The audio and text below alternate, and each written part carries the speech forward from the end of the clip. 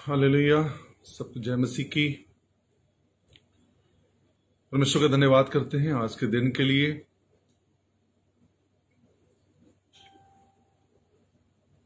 उसने हमें जीवित रखा, अपनी सांसें दी और हम सब ने मिलकर उसकी आराधना की।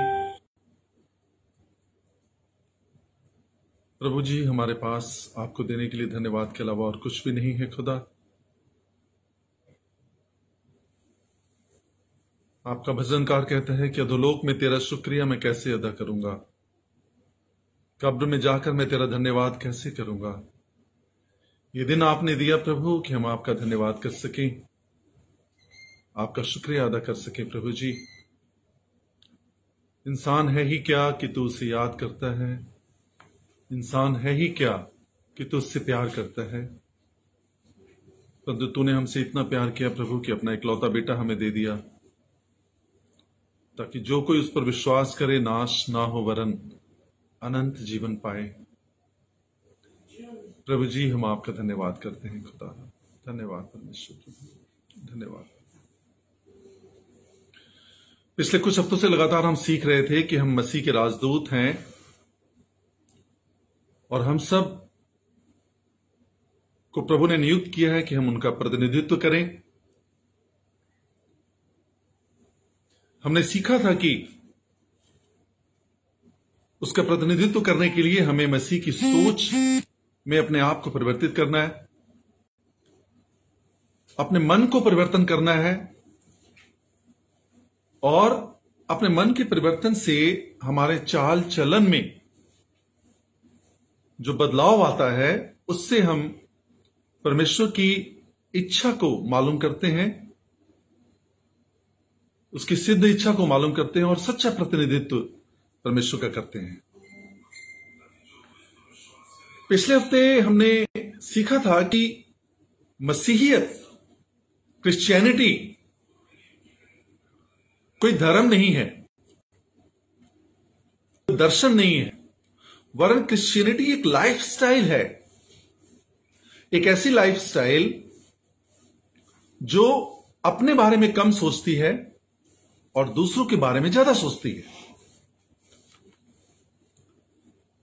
एक ऐसी लाइफस्टाइल जो हमें सिखाती है कि हमने शब्दों पर कैसे नियंत्रण करना है। एक ऐसी लाइफस्टाइल जो परमेश्वर का ज्ञान अधिकायत से होने के बावजूद हमें यह समझाती है कि वचन यह कहता है कि जो कोई तुमसे तुम्हारी आशा के विषय में पूछे, तुम्हारे अंदर बहुत सारी आशाएं हैं, जीवित परमेश्वर का अनमोल ज्ञान भरा पड़ा है। पर जब कोई तुमसे तुम्हारी आशा के विषय में पूछे तो उसका उत्तर देने के लिए सर्वदा तैयार रहो, परंतु नम्रता और भय के साथ।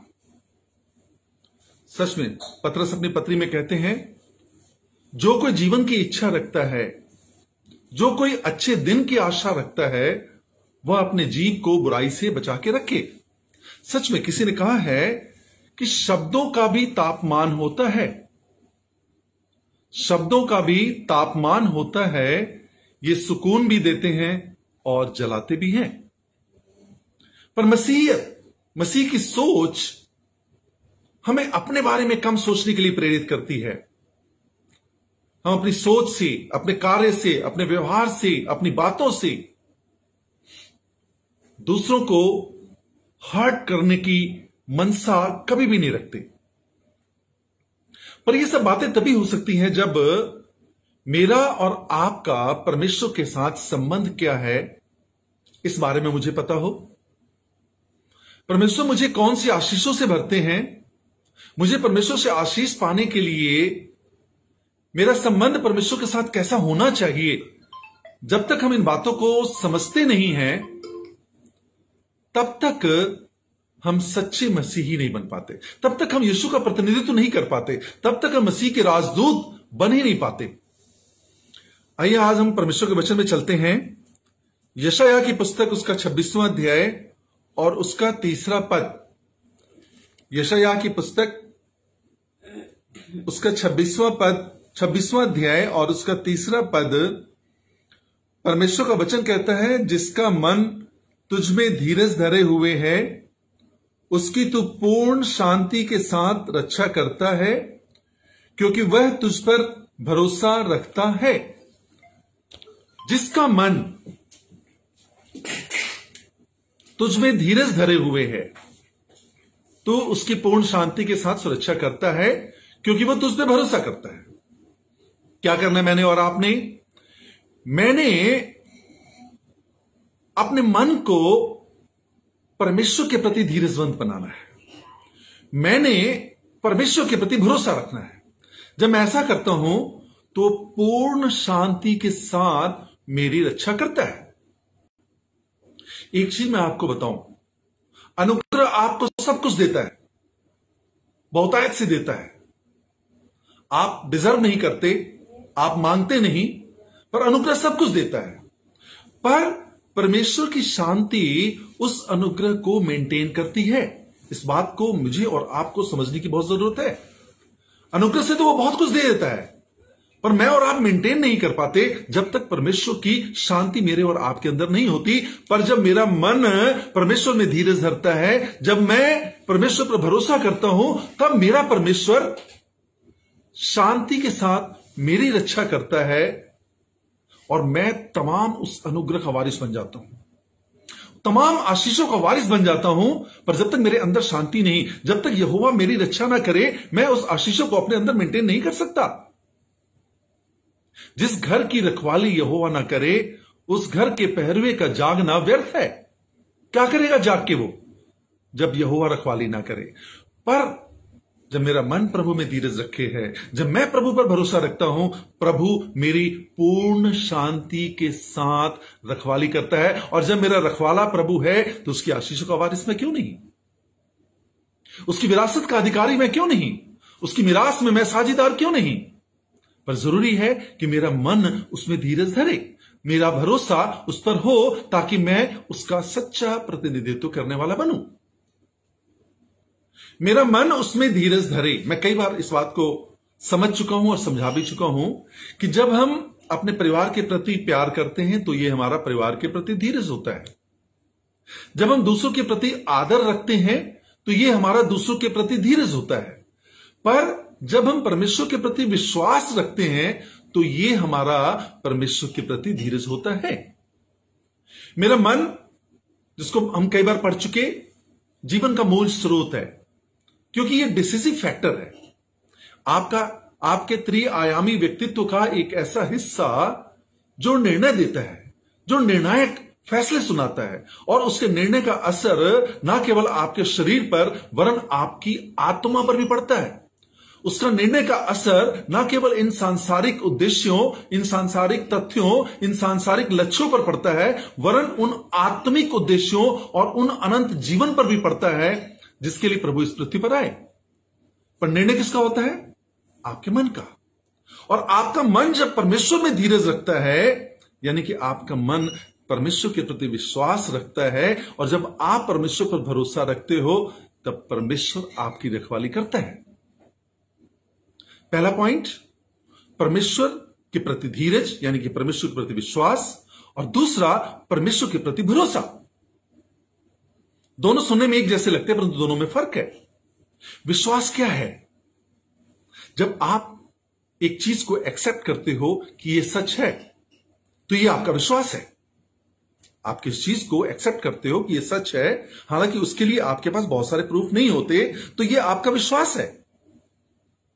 अनदेखी वस्तुओं का प्रमाण है, आशा की हुई वस्तुओं का निश्चय है। पर जब आप उस रिलायबिलिटी पर बिलीव करते हो, यह आपका भरोसा है। आपने एक्सेप्ट किया, यह चीज सच्ची है, आपने विश्वास किया। पर जब आप उसकी सच्चाई को अपने जीवन में अनुभव कर लेते हो, आप अपने एक्सपीरियंस में उस सच्चाई को ले लेते हो, आप समझ जाते हो कि यह चीज कितनी रिलायबल है, यह व्यक्तित्व कितना रिलायबल है, और जब आप उसकी रिलायबिलिटी पे बिलीव करते हो, यह आपका ट्रस्ट है। एक छोटे से एग्जांपल से मैं आपको समझाने की कोशिश करता हूं। एक छोटा बच्चा है, 2-3 महीने का, 4 महीने का। उसके पापा जब उसे अपनी बाहों में लेकर ऊपर उछालते हैं, और जब वो नीचे आता है, पापा की बाजू उसके शरीर पर नहीं होती, पर उसके चेहरे पर कोई शिकन नहीं, क्योंकि उसे पूरा भरोसा होता है। वो अपने पापा की रिलायबिलिटी पे बिलीव करता है कि मेरे पापा की बाजुएं मुझे संभाल लेंगी, और उसके चेहरे पर शिकन नहीं है। पर वही बच्चा जब 4 साल 5 साल का हो जाता है, पापा उसे उछालते हैं, सेम प्रोसेस। उसे विश्वास है अपने पापा पर कि पापा उसे गिरने नहीं देंगे,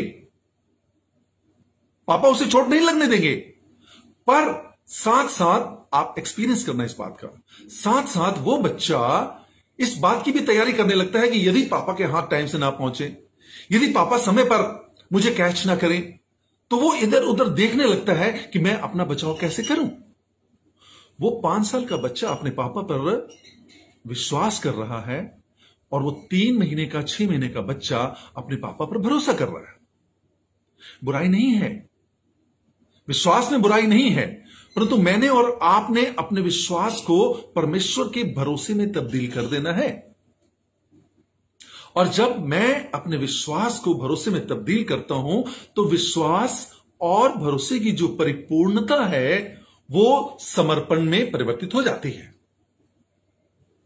यदि आप सच मायने में यीशु का प्रतिनिधित्व करना चाहते हो, आप सच मायने में उसके राजदूत बनना चाहते हो, आप सच मायने में उसके सहकर्मी बनना चाहते हो, तो जरूरत है कि मैं अपने विश्वास को भरोसे में तब्दील करूं, ताकि मैं परमेश्वर के प्रति पूरी रीति से समर्पित हो जाऊं। क्योंकि जब तक मैं परमेश्वर के प्रति पूरी रीति से समर्पित नहीं होता, परमेश्वर मेरी रखवाली पूर्ण शांति के साथ नहीं कर सकता। क्योंकि अभी तक मेरे अंदर ये है कि परमेश्वर ये काम कर सकता है, पर हो सकता है ना करे। मुझे अपनी तैयारी भी रखनी चाहिए, मुझे अपनी कोशिश भी करनी चाहिए, पता नहीं परमेश्वर करे या ना करे। ऐसी बहुत सारी परिस्थितियां हमारे जीवन में आती हैं। इसलिए जरूरत है हमें इस बात को सोचने की और समझने की कि परमेश्वर के प्रति समर्पण है क्या। समर्पण को लेकर बहुत सारे मिथ हैं। समर्पित व्यक्ति वो व्यक्ति होता है जब वो परमेश्वर के वचन को तब भी मानता है जब उसे परमेश्वर का वचन समझ में नहीं आता। उसे नहीं लगता कि इस वचन को मानना चाहिए, परंतु फिर भी वो मानता है। इसका मतलब उसके अंदर अभी परमेश्वर के प्रति समर्पण है, सिर्फ विश्वास नहीं है, समर्पण है। सारी रात पतरस नदी में मछली पकड़ता रहा, परंतु एक भी मछली पकड़ में नहीं आई। सुबह प्रभु ने कहा कि दाहिनी ओर जाल डाल। आप क्या सोचते हैं? अपने आप को पतरस की जगह खड़े होकर देखिए। आप परमेश्वर के वचन को मानने के लिए तैयार नहीं होंगे। सारी रात मैं मछुआरा हूं, मुझे पता है मछली कैसे पकड़नी है। सारी रात मैं कोशिश करता रहा, परंतु सामने वाला तो बढ़ा ही है, कैसे मानूं मैं इसकी बात? पर परमेश्वर का वो समर्पण ही तो उसे पतरस बनाता है। मछुआरा होने के बावजूद भी वो एक बढ़ई की बात मानता है और दाईं ओर जाल डालता है, और परिणाम हम सब जानते हैं कि क्या होता है। पर यदि सिर्फ विश्वास हो और समर्पण ना हो, तो मैं और आप दाईं ओर जाल नहीं डालेंगे, हम अधूरे रह जाएंगे। मैंने पिछली बार कहा था कि समर्पण पूरा होना चाहिए। आधा अधूरा समर्पण नहीं है। यदि मैंने और आपने आधा अधूरा समर्पण किया, तो मैं और आप इजरायलियों की तरह वो 40 साल जंगल में भटकते रहेंगे। विश्वास तो कर लिया, मिस्र के दासत्व से तो छूट गए, फिरौन की गुलामी से आजाद हो गए, पर 14 दिन के सफर को 40 दिन में पूरा किया, और पूरा करने के बावजूद भी प्रतिज्ञा के देश में मैं और आप प्रवेश नहीं कर सके, क्योंकि मेरे और आपके अंदर विश्वास तो था, समर्पण भी था, पर वो अधूरा समर्पण जिसे हम समर्पण नहीं कहते। समर्पण पूरा, पतरस की तरह। मुझे कितनी भी विद्या क्यों ना आती हो मछली को पकड़ने की, सारी रात में मछली पकड़ने की कोशिश करता रहा, एक में मछली पकड़ में नहीं आई, परंतु मेरा प्रभु कह रहा है कि दाईं ओर जाल डाल। मैंने दाईं ओर जाल डालना है। मुझे वचन समझ में नहीं आ रहा, परंतु मैंने उस वचन का पालन करना है। जब मैं और आप इस स्थिति में होते हैं ना, तो मैं और आप सचमुच में मसीह के राजदूत बन जाते हैं। बगैर समर्पण के आप हो ही नहीं सकते मसीह के राजदूत। बगैर समर्पण के आप मसीह के बेटे और बेटियां बन ही नहीं सकते। आपका समर्पण आपको कमजोर नहीं बनाता। समर्पण में कई बार हम सोचते हैं कि बस ठीक है, प्रभु जो करेगा करेगा, हम तुम्हारे हाथ में तो कुछ है ही नहीं, हम तो कुछ कर ही नहीं सकते, गलत है। आपका समर्पण आपको कमजोर नहीं बनाता। पतरस ने कहा कि प्रभु तुझे छोड़ हम कहां जाएं? अनंत जीवन की बातें तो तेरे ही पास हैं। कुछ चेले छोड़कर चले गए प्रभु को, पर पतरस ने तो पूर्ण रीति से समर्पण कर दिया। तुझे छोड़ हम कहां जाएं? अनंत जीवन की बातें तो तेरे ही पास हैं। अब आप सोचो, क्या पतरस कमजोर हुआ उस समर्पण से? पतरस वो पत्थर बना जिस पर प्रभु ने अपनी कलीसिया बनाई, जिस पर अधोलोक के फाटक कभी भी प्रबल नहीं होंगे। पतरस वो पहला प्रेरित बना जिस पर परमेश्वर ने अपनी कलीसिया स्थापित की। तो क्या वो समर्पण ने पतरस को कमजोर किया या पतरस को और दृढ़ कर दिया? पर वो समर्पण परमेश्वर के प्रति हमें इतना ज्यादा मजबूत बना देता है, क्योंकि अब हमारे पांव किसी रेत पर नहीं वरन चट्टान पर स्थिर हो जाते हैं। पर वो स्थिर कब होते हैं? जब हम कहते हैं कि प्रभु तुझे छोड़ हम कहां जाएं? अनंत जीवन की बातें तो तेरे ही पास हैं। आज यदि मेरे जीवन में कोई प्रॉब्लम है, कोई समस्या है, पर तुझे छोड़ हम कहां जाएं? जीवन की बातें तो तेरे ही पास हैं। जगत की ज्योति तो तू ही है प्रभु, स्वर्ग से उतरी हुई रोटी तो तू ही है प्रभु। तुझे छोड़ हम कहां जाएं? जब हम इस रीति से, पूरी रीति से समर्पित करते हैं, प्रभु अपनी आशीषों से हमें भरते हैं। तो अपनी बुद्धि का सहारा ना लेना, वरन संपूर्ण मन से, पूरे मन से, अधूरे मन से यदि आप परमेश्वर पर समर्पण करते हैं तो वो समर्पण है ही नहीं, वो भरोसा है ही नहीं। वो आप कहीं ना कहीं अपनी बुद्धि का इस्तेमाल करते हैं और अपनी बुद्धि पर भरोसा करते हैं। पर इसका मतलब ये नहीं कि समर्पण का मतलब ये है कि आप अपनी बुद्धि का इस्तेमाल ही ना करें। समर्पण का ये मतलब ये नहीं कि आप अपने व्यक्तित्व को दबा लें। समर्पण का मतलब ये नहीं कि आप अपनी योग्यताओं का, अपनी काबिलियत का, अपनी क्षमताओं का इनकार कर दें। नहीं, पर जब आप अपनी काबिलियत का, अपनी क्षमताओं का, अपनी योग्यताओं का इस्तेमाल करते परमेश्वर की सेवा में, पर उन पर भरोसा नहीं करते, जब आप अपनी सारी योग्यताओं का इस्तेमाल परमेश्वर पर भरोसा रखते हुए करते हैं, ये आपका सच्चा समर्पण है। आपके अंदर जो टैलेंट है, जो काम आप कर सकते हो, जब वो काम आप करते हो तो परमेश्वर वो काम करते हैं जो परमेश्वर कर सकते हैं। इसका मतलब आपको जो योग्यताएं मिली, जो काबिलियत मिली, जो क्षमता आपके अंदर है, उसका त्याग समर्पण नहीं है, वरन उनका इस्तेमाल करते हुए अपने आप पर भरोसा न रख के परमेश्वर पर भरोसा रखना, यह आपका समर्पण है।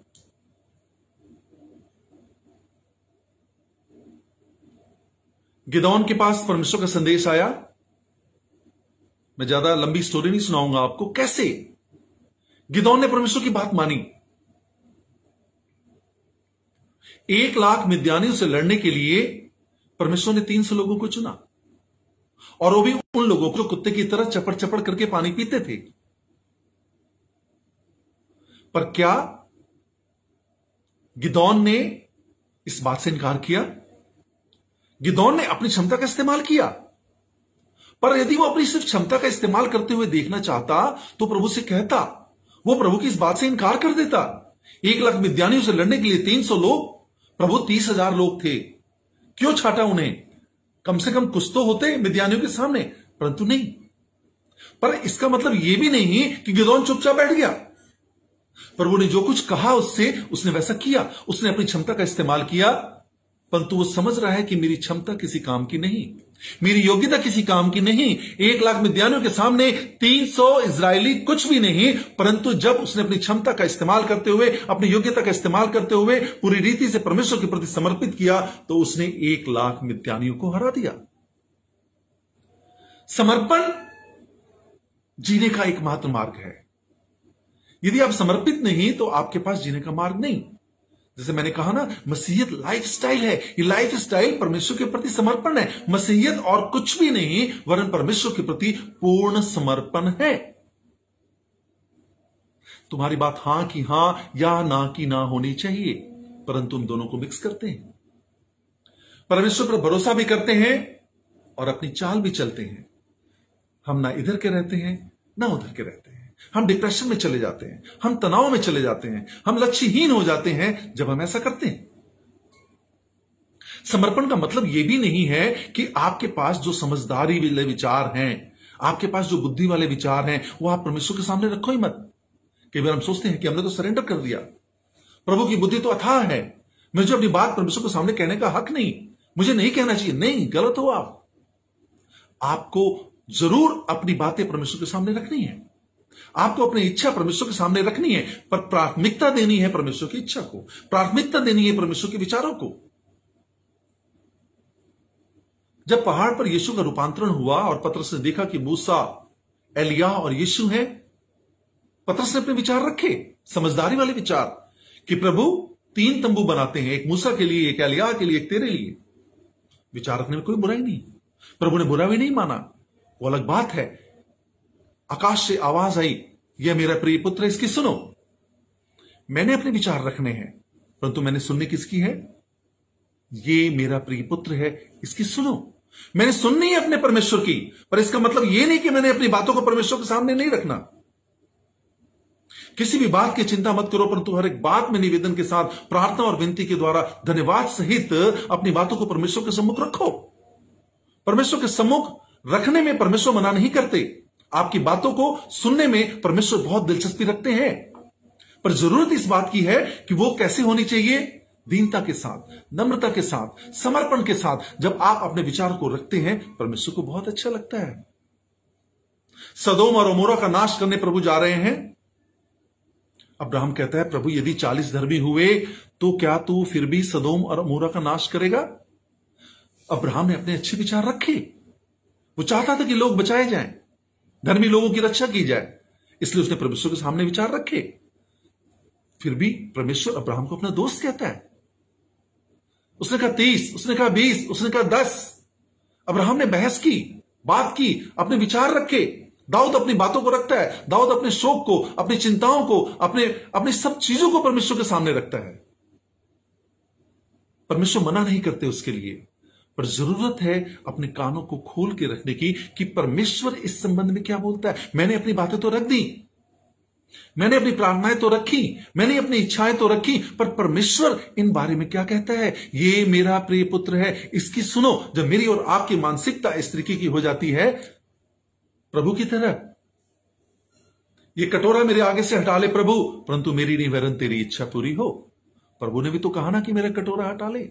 मुझे और आपको भी हक है कहने का अपनी बातें परमेश्वर के सामने, पर जरूरत है अपनी मन की आंखों को ज्योतिर्मय करने का, ताकि मैं समझ सकूं कि उसकी बुलाहट की आशा क्या है, उसकी मिरास में उसकी महिमा का धन कैसा है। मैं जान सकूं, मेरे कान खुल सके, ताकि मैं पवित्र आत्मा की उस धीर और गंभीर वाणी को सुन सकूं कि प्रभु मेरे बारे में क्या चाहते हैं।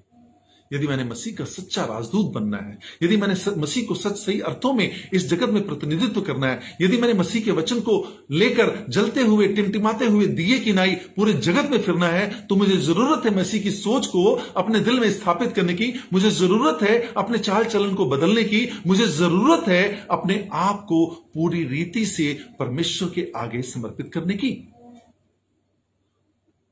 जब आप अपने आप को परमेश्वर के प्रति इस रीति से समर्पित कर देते हो, तो आप वो बन जाते हो जो आप हो।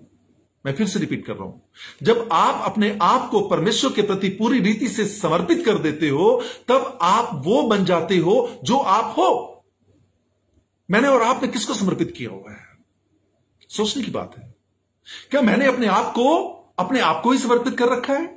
अपनी बुद्धि पर, अपनी योग्यता पर, अपनी काबिलियत पर, अपनी क्षमता पर क्या मैं अपने आप को जानता हूं? क्या मुझे पता है कि अगले पल मेरा क्या होने वाला है? क्या मुझे पता है कि मैं कहां से आया, मेरी सृष्टि कैसी हुई, मेरा निर्माण कैसे हुआ, मेरे अंदर जो अनमोल खजाना है वो किसने भरा? क्या मुझे अपने बारे में कुछ पता है? तो जब मैं अपने आप पर भरोसा करता हूं, मैं वो नहीं हो पाता जो मैं हूं। मैं अपना 100% नहीं कर पाता, क्योंकि मैंने अपने आप को अपने ऊपर छोड़ दिया, मैंने अपने आप को अपने ऊपर समर्पित कर दिया। मैं किसी और को, अपने से ज्ञानी को, अपने से समझदार को, अपने से ज्यादा आत्मिक को, अपने से ज्यादा डेडिकेटेड व्यक्ति को अपने आप को समर्पित कर देता हूं, परंतु वो भी नहीं जानता कि मैं कौन हूं, वो ये भी नहीं जानता कि वो कौन है। तो आप सोचो, यदि मैं उसे समर्पित करता हूं तो मैं कैसे जानूंगा कि मैं कौन हूं? पर जब आप परमेश्वर को, अपने आप को समर्पित करते हो, तब आप सही मायने में वो बनते हो जो आप हो।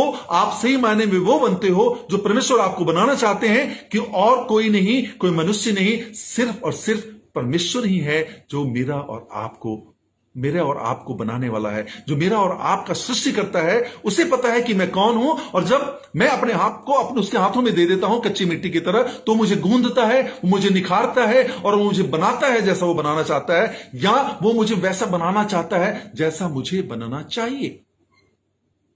थोड़ी सी गंभीर बातें पर समझने की जरूरत है। समर्पण बहुत जरूरी है। समर्पण ही जीने का एकमात्र मार्ग है। और जब आप समर्पित हो जाते हो ना, तो पता क्या होता है, लोग आपकी आलोचना करते हैं, क्रिटिसाइज करते हैं, आपको बुरा भला कहते हैं, पर यदि अभी भी आप आलोचना के प्रति प्रतिक्रिया व्यक्त कर रहे हैं, तो इसका मतलब यह है कि आप अभी परमेश्वर के प्रति समर्पित नहीं है। कोई आपकी बुराई कर रहा है और आप रिएक्ट कर रहे हैं, इसका मतलब आप उन कामों को अपने द्वारा किए गए अंजाम फील कर रहे हो। ये काम मैंने किया, फलाना बंदा इसकी बुराई कर रहा है, इसलिए जरूरी है कि मैं इससे रिएक्ट करूं। इसका मतलब आप अभी परमेश्वर के प्रति समर्पित नहीं हैं। आप अपनी बुद्धि का सहारा ले रहे हैं। आपने संपूर्ण मन से यहोवा पर भरोसा नहीं रखा। आपका मन उसमें धीरज नहीं धरे हुए है। आपने उस पर भरोसा नहीं रखा, इसीलिए आपके काम की जब आलोचना की जाती है तो आप कुड़कुड़ाने लगते हो, आप तिलमिलाने लगते हो, आप रिएक्ट करने लगते हो। इसका मतलब अभी आपके अंदर परमेश्वर के प्रति पूर्ण रीति से समर्पण नहीं है। आज जरूरत है मुझे और आपको जानने की कि क्या मैं परमेश्वर के प्रति पूरी रीति से समर्पित हूं। समर्पित था यहोशू जो कनान देश में चला गया, प्रतिज्ञा के देश में चला गया। समर्पित था मूसा जिसे परमेश्वर के वचन मिले। समर्पित था दाऊद जिसने भजन संहिता लिखी और प्रभु ने कहा कि मुझे मेरे मन लायक एक व्यक्ति मिल गया। मुझे भी जरूरत है, आपको भी जरूरत है पूरी रीति से समर्पित करने की। ये जितने भी लोग हैं जिनका मैं नाम ले रहा हूं, ये अपनी आलोचनाओं से व्यथित नहीं होते थे, वरन आलोचना को सुनकर उसे दूर करने की कोशिश करते थे, क्योंकि वो परमेश्वर के प्रति समर्पित थे। मैं अपने आप को सफाई देने के लिए बहुत सारी बातें नहीं करता।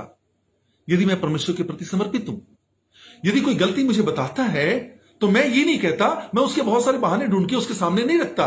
नहीं भाई, ये गलती इसलिए होगी क्योंकि ऐसा हो गया था, ये गलती इसलिए होगी क्योंकि मैंने ऐसा सोचा था, ये गलती इसलिए होगी कि फलाने व्यक्ति ने ऐसा किया, इसलिए मुझसे गलती हो गई। यदि मैं परमेश्वर के प्रति समर्पित हूं, तो मैं अपनी आलोचना को कभी भी गलत अर्थ में नहीं लेता, उसकी प्रतिक्रिया नहीं व्यक्त करता। और सबसे बड़ी बात, जो मुझसे गलती हुई, सामने वाला यदि मुझे गलती बताता है, तो मैं उस गलती के प्रति सफाई नहीं देता, अपने आप को सही साबित करने की कोशिश नहीं करता, वरन अपने आप को सच्चे न्यायी के हाथ में सौंपता हूं, जैसा मेरे प्रभु यीशु ने सौंपा। तब जाकर मैं पूरी रीति से समर्पित हो जाता हूं। हमने सीखा पिछले 2-3 हफ्तों से लगातार इन बातों को। हम मसीह के राजदूत हैं, हम मसीह का प्रतिनिधित्व करने वाले हैं, पर क्या हम कर रहे हैं? लोग क्राइस्ट को पसंद करते हैं पर क्रिश्चियनिटी को नहीं। क्यों? क्योंकि क्रिश्चियनिटी की वो सोच नहीं। पर सच मायने में क्रिश्चियनिटी तो धर्म ही नहीं है, दर्शन ही नहीं है, वो तो सिर्फ लाइफ स्टाइल है जो अपने बारे में कम सोचती है और दूसरों के बारे में ज्यादा सोचती है। यदि मैं और आप मिलकर इस क्रिश्चियनिटी को इस लाइफ स्टाइल में परिवर्तित कर देते हैं, तब जाकर सही मायने में हम अपने उद्धारकर्ता प्रभु यीशु मसीह का प्रतिनिधित्व करते हैं। प्रभु आप सबको आशीषित करे। धन्यवाद प्रभु जी, धन्यवाद।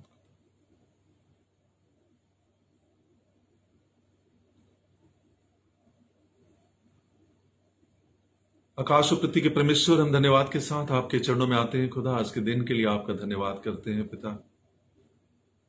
आपके बच्चों ने मिलकर आपकी आराधना की प्रभु जी, आपके वचनों को सुना प्रभु जी। अनुग्रह कीजिए प्रभु जी कि हर एक बेटे और हर एक बेटी का मन आप में धीरज रखे प्रभु जी, आप में विश्वास रखे प्रभु। परिस्थितियां कैसी भी हों, हर एक मन ये सोचे कि प्रभु नियंत्रण में है। कोई भी चीज ऐसी नहीं जो प्रभु के नियंत्रण में नहीं है। और वो धीरज, वो विश्वास प्रभु आपके प्रति भरोसे में बदल जाए प्रभु, क्योंकि आपसे रिलायबल तो कोई है ही नहीं खुदा, क्योंकि आप अपना इनकार कर ही नहीं सकते। आप विश्वास योग्य हैं प्रभु, आप रिलायबल हैं प्रभु, और आपके बच्चे आप पर भरोसा करें प्रभु, और पूरे समर्पण के साथ ये जीवन बिताएं प्रभु जी। क्योंकि समर्पण जीने के कुछ मार्गों में से एक मार्ग नहीं है प्रभु, आपने कहा, वरन समर्पण ही एकमात्र मार्ग है खुदा। प्रभु जी, हम आपका धन्यवाद करते हैं आपके सुंदर वचनों के लिए प्रभु। प्यारे खुदा, प्रभु जी, जो परिस्थितियां इस वक्त हैं प्रभु भारत में और विश्व के देशों में प्रभु जी, प्रभु आप बेहतर जानते हैं खुदा, ये बीमारी बहुत जल्द प्रभु जी, वरन आज ही, वरन अभी खत्म होने पाए प्रभु। हम आपके भवनों में एकत्रित हों प्रभु, आपकी महिमा करें परमेश्वर पिता, आपकी स्तुति करें परमेश्वर प्रभु। आपके लिए बहुत सारी आत्माओं के फल लाने वाले बने प्रभु। प्यारे खुदा, आपके बच्चे शरीर में हैं खुदा, और शरीर से जुड़ी हुई हर चीज को प्रभु, हर जरूरत को आप बेहतर जानते हैं प्रभु। हर जरूरत प्रभु पूरी होने पाए प्रभु। अपने स्वर्गीय धन के भंडारों को खोलकर प्रभु जी, अपने धन की अपरंपार बारिश अपने बच्चों के जीवन में कीजिए खुदा जी। हर प्रकार के तनाव को, डिप्रेशन को दूर कीजिए परमेश्वर पिता। आपकी शांति आपके बच्चों के हृदय में राज करे परमेश्वर प्रभु। हम आपका धन्यवाद करते हैं, मसीह यीशु के नाम से मांगते हैं, आमीन। परमेश्वर पिता का प्यार, प्रभु यीशु मसीह का अनुग्रह और पवित्र आत्मा की सहभागिता से लेकर सदा तक हम सबके जीवन में बने रहे। आमीन, आमीन, आमीन। हम फिर से मिलेंगे रविवार को सुबह 11 बजे। तब तक के लिए सबको जय मसीह की।